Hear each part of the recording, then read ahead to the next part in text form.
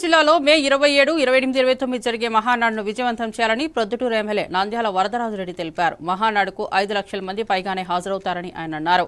మహానాడు విజయవంతం చేయాలని, కడప జిల్లా చరిత్రలో నిలబెట్టాలని ఉద్దేశంతో మహానాడు విజయవంతం చేశామని తెలిపారు. ప్రొద్దుటూరు ఎమ్మెల్యే నంద్యాల రెడ్డి మీడియాకు వివరించారు. ఈ కార్యక్రమానికి కడప ఎమ్మెల్యే మాధవరెడ్డి, కమలాపురం ఎమ్మెల్యే చైతన్యరెడ్డి, తెలుగుదేశం జిల్లా అధ్యక్షుడు శ్రీనివాసరెడ్డి, తెలుగుదేశం కార్యకర్తలు తదితరులు పాల్గొన్నారు. మరి పార్టీ ఆవిర్భావం తర్వాత ఎప్పుడు కూడా కడపలో మహానాడు జరగలేదు. ఇటువంటి మహానాడు జరగడం అనేది రాయలసీమలో ప్రజలందరూ కూడా జరగాలని వాళ్ళ అభిప్రాయాల మేరకే మేమందరం అడిగిన అభిప్రాయం ప్రకారమే ముఖ్యమంత్రి గారు కానీ లోకేష్ గారు కానీ కడపలో జరపాలని నిర్ణయించడం జరిగింది. కొంతమంది కడప అంటే ఏమంటారు, ఏంటి కడపలో జరిపితే ఏమవుతుంది,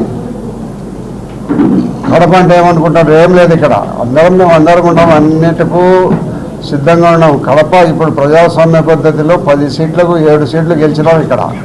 ఎక్కడ ఎవరిది ఏం దన్నాలు కిందాలు ఇక్కడ జరిగేదానికి వీలు లేదు. కాబట్టి మా ప్రశాంతంగా మహానాడును బాగా జరుపుకోవాలా. పార్టీ ఆవిర్భావం తర్వాత కడపలో కొత్తగా మహానాడు పెట్టడం జరుగుతుంది. కాబట్టి భారీ సంఖ్యలో తరలి వచ్చి అందరూ కూడా జయప్రదం చేయాల్సిందిగా కోరుతున్నారు.